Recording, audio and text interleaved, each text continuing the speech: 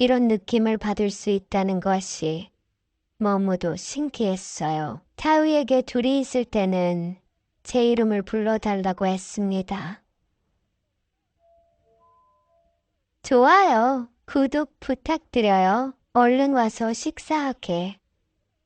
언제나 나는 기분 좋은 목소리로 사위를 부릅니다. 얼굴에 수많은 주름과 처진 피부를 가지고 있지만 여자로서 예쁘게 보이려 합니다. 주책으로 보일 수도 있겠지만 그렇게 하고 싶어집니다. 저는 60이 넘은 나이예요. 대학 교수이고 강단에 서는 일도 얼마 남지 않았습니다. 딸이 하나 있는데 저희 딸은 박사과정을 밟기 위해 외국에 나가 있고 저는 사위를 데리고 살고 있지요. 남편이 하늘나라로 간 지가 5년이 넘었습니다. 남편은 워낙 체력이 약한 사람이었기 때문에 밤에 저희 방에 찾아오는 일은 1년에 몇 번 되지 않았습니다. 저도 남편을 상대로 별 욕구가 생기지 않아서 불만은 없었지요. 남편과 저는 각 방을 썼습니다. 남편이 하늘나라로 가기 전 10년간은 남편이 밤에 제 방으로 가끔 찾아오던 일도 전혀 없었어요. 그래도 저는 아무런 불만이 없었습니다. 다들 그렇게 하고 사는 줄만 알았지요. 타위는 인물도 훤칠하고 얼굴도 잘생겼습니다. 키도 크고 근육질의 몸을 가지고 있지요. 공부도 잘해서 1년에 논문을 몇 개씩 쓰는데 운동에 쓸 시간이 어떻게 생기는지 모르겠습니다. 저는 사위를 어렸을 때부터 봐왔어요. 사위는 저희 동료 교수이자 친구의 아들이거든요. 그래서 저희 딸과 사위는 어렸을 때부터 가끔 보게 되었고 성인이 되어 둘이 만남을 이어가다가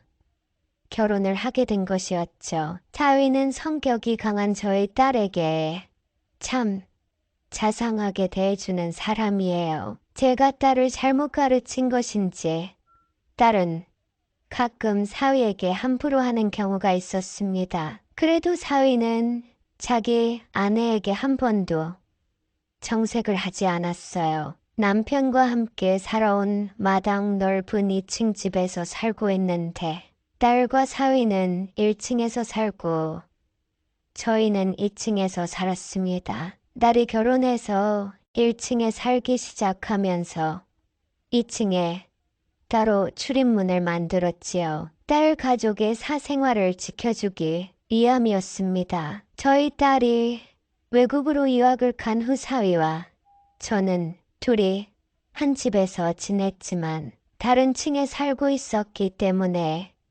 서로의 사생활이 보호되고 있었지요. 그렇게 지내던 중 몇 달 전에 일이 터져버렸습니다. 학교에서 강의를 마친 저는 교수실에서 학생들 성적 정리를 하고 있는 중이었는데 고등학교 동창에게 전화가 오더군요. 가끔 동창회에서 보던 친구였는데 제가 50이 넘은 후에는 동창회에 잘 나가지 못해서 그 친구를 거의 10년간 못 보고 지냈습니다. 그 친구는 저희 집과 멀지 않은 곳에서 식당을 운영하고 있는 친구였어요. 그 친구는 저녁을 함께 하자고 해서 만나게 되었습니다. 친구와 식사를 하며 얘기를 하다가 친구는 놀라운 얘기를 하더군요. 머뭇거리다 꺼낸 친구의 말은 정말 놀라웠습니다. 그 친구 말이 저희 사위가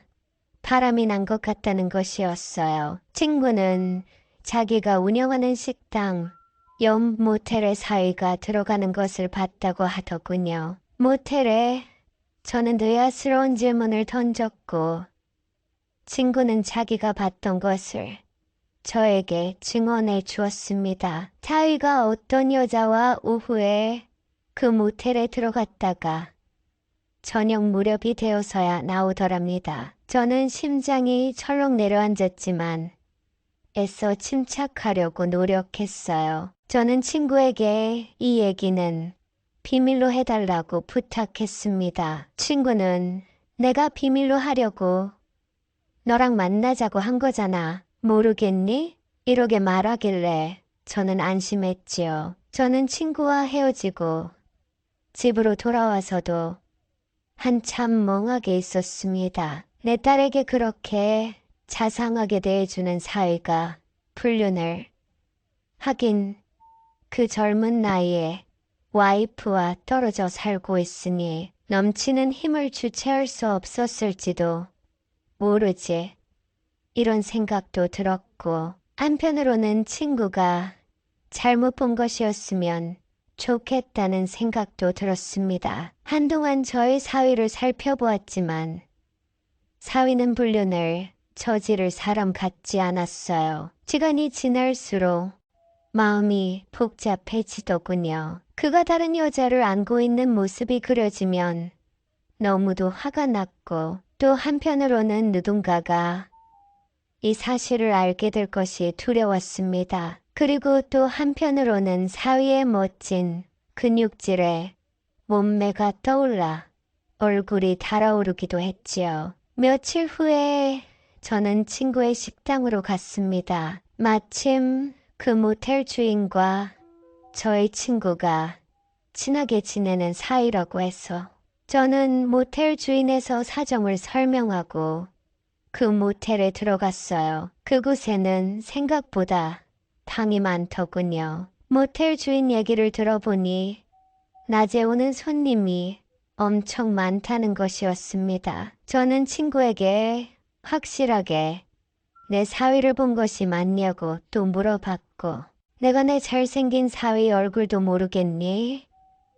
이 말에 저는 또 심장이 떨려왔습니다. 친구는 모텔 주인에게 부탁해서 제가 사위의 불륜 현장을 확인할 수 있도록 도와달라고 하더군요. 모텔 주인은 알겠다고 했습니다. 모텔 주인이 CCTV를 확인해 주겠다는 말을 했고 저는 집으로 돌아왔어요. 일주일 후에 모텔 주인에게 전화가 왔습니다. 저는 한달음에 그 모텔로 달려갔고 사위가 중년의 여자와 그 모텔에 출입한 영상을 확인했지요. 저는 이 일을 어찌해야 할지 몰라 손발이 떨렸습니다. 그날 저녁에 저는 영화 배우처럼 잘생긴 사위와 마주 앉아 저녁을 먹으며 사위의 얼굴을 물끄러미 바라보았습니다. 사위는 저의 시선을 약간 부담스러워하는 것 같았어요. 저는 사위에게 단도직입적으로 물어봤습니다. 혹시 자네 영영 모텔에 간 적이 있나? 저의 물음에 사위는 당황한 표정을 지을 뿐 대답을 못하더군요. 괜찮네. 나에게만 말해보게. 사위는 순순히 고개를 끄덕였습니다. 저는 배신감에 몸이 떨렸지만 애써 침착함을 유지하며 다시 말했어요. 자네와 함께 그 모텔에 들어간 여자는 나이가 많아 보이던데. 이렇게 말했더니 사위는 고개를 푹 숙였습니다. 저는 사위에게 시간이 필요하다고 생각해서 아무 말도 하지 않고 기다리고 있었어요. 사위는 한참 후에 고개를 들고 놀라운 얘기를 했습니다. 그는 어렸을 때부터 자기의 엄마만큼 나이가 많은 여자에 대한 환상이 있었다고 합니다. 자기 엄마의 친구들 중에서 가장 아름다운 여인이 바로 저였다고 하더군요. 그래서 저희 딸과 결혼한 것 같다는 말도 했습니다. 저는 너무 놀라웠죠. 그리고 저희 사위는 더 놀라운 말을 했습니다. 그런 환상 때문에 저와 닮은 중년의 여자를 만나게 되었고 그녀와 모텔을 드나들었다는 것이었습니다. 저는 저희 사위에게 사과를 했어요. 저도 모르게 미안하다는 말이 나오더군요. 자네가 그렇게 힘든 줄 몰랐다고. 혈기왕성한 시기에 그런 생각이 들 수도 있다고. 나는 자네를 이해할 수 있다고 말해 주었습니다. 타위는 저에게 놀라운 제안을 하더군요. 그 여자를 다시는 안 만날 테니 제가 자신의 애인이 되어줄 수는 있냐는 것이었습니다. 저는 너무 부끄러워서 얼굴이 달아오르는 게 느껴졌어요. 이모도 그동안 많이 외로웠잖아요. 그의 말에 저도 모르게 눈물이 흘렀습니다. 맞아요. 저는 많이 외로웠습니다. 남편과 결혼 생활을 하면서 남편에게 여자로서 사랑을 받아본 적이 별로 없었습니다. 아내로서, 엄마로서, 교수로서 살아온 것이 제 인생의 전부였습니다. 여자로서 사랑을 받아본 적이 없었고 그런 것이 인생에서 중요한 것은 아니라고 믿고 살아왔습니다. 그는 저에게 그것이 서로를 위한 길이라면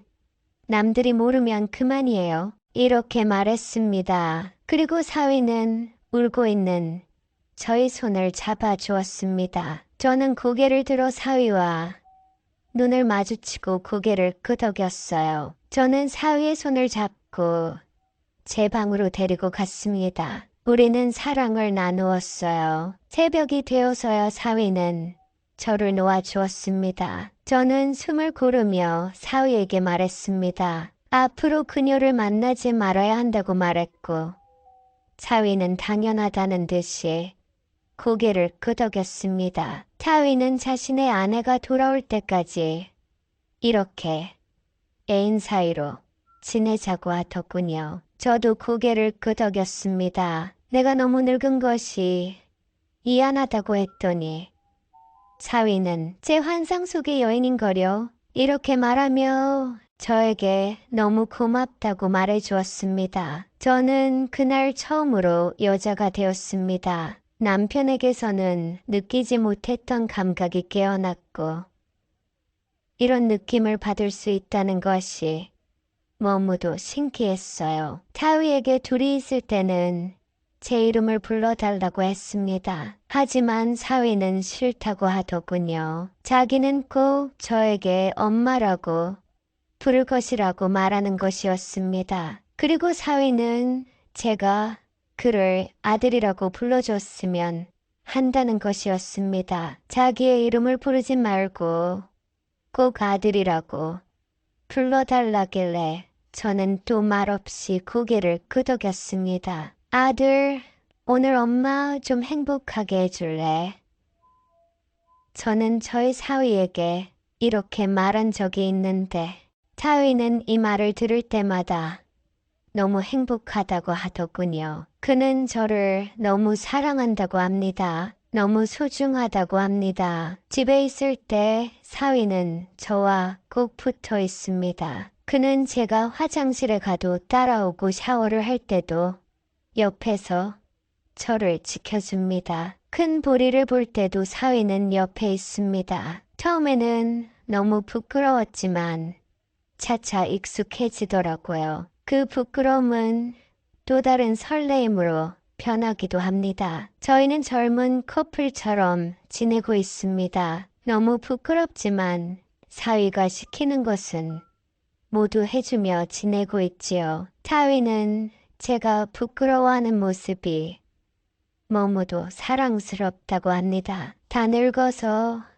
이게 무슨 짓인지 이런 생각이 들 때도 있지만 그런 생각은 머릿속 한 구석에 놓아두려고 합니다. 한 번은 사위에게 저희 딸이 돌아오면 어떻게 할 것이냐고 물었어요. 저는 그에게 그 질문을 할 때 너무도 떨렸습니다. 혹시라도 그의 입에서 저와의 관계를 끝낼 것이라는 말이 나올까 봐 두려웠던 것이지요. 사위는 평생 우리 관계를 유지하자고 하더군요. 저는 너무도 행복합니다. 딸에게 미안한 마음도 들었어요. 하지만 사위가 바람을 피우다가 딸의 가정이 파탄나는 것을 제가 막았다고 생각하고 있어요. 남들은 저를 욕하겠지요. 남들이 이 사실을 알게 된다면